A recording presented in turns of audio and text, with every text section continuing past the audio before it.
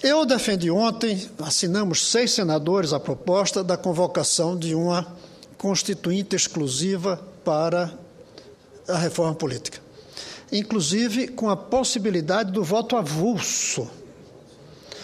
Já fico contente, mais uma assinatura, do voto avulso, de tal maneira que alguém possa ser eleito sem ter partido para essa constituinte exclusiva para fazer a reforma política no prazo de 1 ano, de tal maneira que os que vão fazer essa reforma política não possam ser candidatos, porque eles não devem fazer as leis pensando se vão ou não ser beneficiados.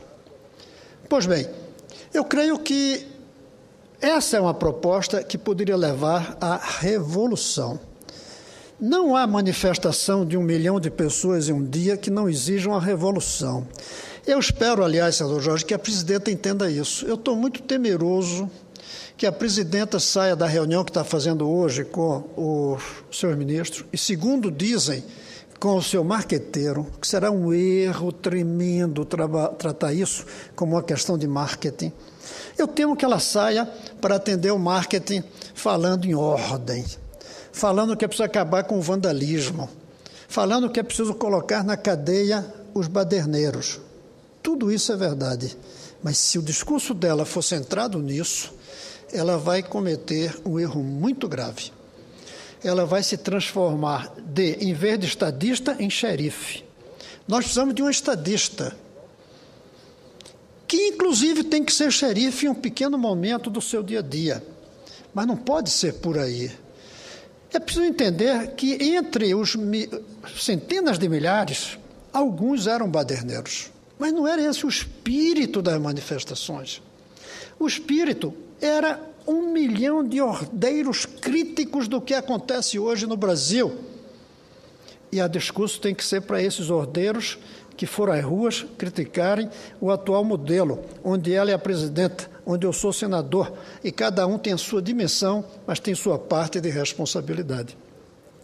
Eu gostaria de ver hoje um discurso da presidenta falando do momento que nós vivemos, reconhecendo os erros dela e dos governos anteriores, e não só do Lula, mas de antes do Lula também, reconhecendo a falência de como nós estamos fazendo política, reconhecendo que errou ao fazer mais acordos do que buscar consensos, de que errou ao colocar nas direções dos ministérios pessoas despreparadas apenas porque representam forças partidárias, eu nem digo forças políticas, eu digo partidárias, que errou ao levar adiante prioridades equivocadas, como essa da Copa, custando 25 a 30 bilhões de reais, quando o Brasil não tem nem segurança para garantir para os turistas.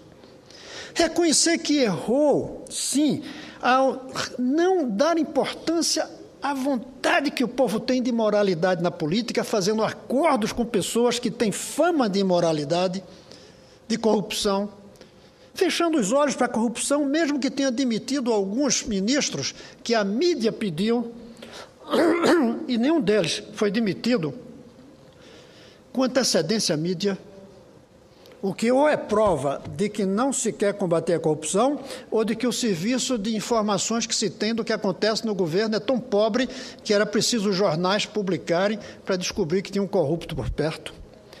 Eu espero que ela reconheça, em primeiro lugar, a gravidade do momento, os erros cometidos por todos nós políticos, especialmente por ela, porque é a chefe de Estado, e diga o que vai se fazer daqui em diante. Não preciso entrar em detalhes de que vai fazer o que eu adoraria, uma política para que o filho do trabalhador estude na mesma escola do filho do patrão. Proposta que eu tenho certeza o senador Paim, como grande defensor dos trabalhadores, estaria de acordo. Não precisa entrar nesse detalhe agora. Não precisa entrar no detalhe que vai resolver a saúde, porque, aliás, ficaria parecendo demagogia e oportunismo. Eu defendo que ela diga que precisa fazer uma revolução. Que 1 milhão de pessoas nas ruas não se contenta com nada menos do que uma revolução. 1 milhão de pessoas na rua não se contenta com nada menos do que uma revolução. Mas a revolução hoje não é na economia. Na economia precisa de grandes ajustes. Não é no social, o social precisa de grandes ajustes. É na política, é na estrutura como funciona a política. E dizer que vai propor ao Congresso, porque essa é uma tarefa nossa, a convocação de uma constituinte exclusiva para elaborar a reforma política. E que nós aqui recebamos essa proposta e levemos adiante. Mas eu quero dizer mais, se ela não fizer isso, eu creio que nós devemos tomar a iniciativa aqui dentro. Eu creio que a partir de segunda-feira, aliás, segunda a gente sabe que não vai ser, porque vão chegar a partir da terça. Eu espero que a partir da terça-feira circule aqui dentro a ideia da convocação dessa constituinte exclusiva. E que ela faça a reforma política que o povo lá fora está gritando, pedindo que a gente faça. É preciso ouvir o grito do povo. O grito do povo é uma política que os represente. É uma política que os orgulhe. É uma política que permita com que senadores possam ir na passeata ao lado dos jovens manifestantes que provavelmente votaram nesse senador, mas que não querem que ele vá lá. Que votaram nesse deputado, mas não querem que ele vá lá.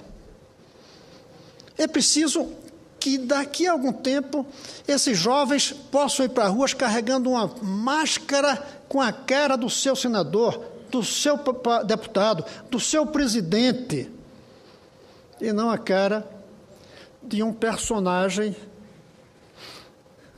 cinematográfico, como é a principal máscara que seguiam, que é a máscara, se eu não me engano, do Coringa, do filme Batman. Eu gostaria que a gente fizesse essa reforma de tal maneira que cada um de nós possa se orgulhar da função que exerce e possa saber que o povo se orgulha de ter eleito cada um de nós. Essa é a proposta que eu espero, senhor Paim, o senhor, como um dos que ontem estava aqui na vigília, a gente possa levar amanhã para todos os demais senadores. Daqui partir a ideia dessa constituinte para fazer a reforma política. Só que eu tenho mais esperança, que a presidenta nem espere, que ela tome a iniciativa de mandar para nós essa proposta e que aqui nós decidamos. Se nós não fizermos isso, nós estamos correndo o risco do povo continuar descontente. E o povo descontente não só volta para a rua e dá margem a tudo isso que acontece, tanto o lado bonito quanto o lado feio, tanto o lado estético como o lado perverso, mas também perturba tudo. Queira ou não, esse 1 milhão de pessoas deixou de ir ao trabalho para ir numa passeata, o PIB deve ter diminuído um pouquinho, e para cada um que foi, pelo menos 3 deixaram de ir ao trabalho, até para evitar a crise do transporte naquele momento. Temos que voltar à normalidade, mas uma normalidade criativa, não uma normalidade submissa. Uma normalidade atenta, não uma normalidade passiva. O povo não pode voltar para casa enquanto não houver a revolução que o povo pediu na rua.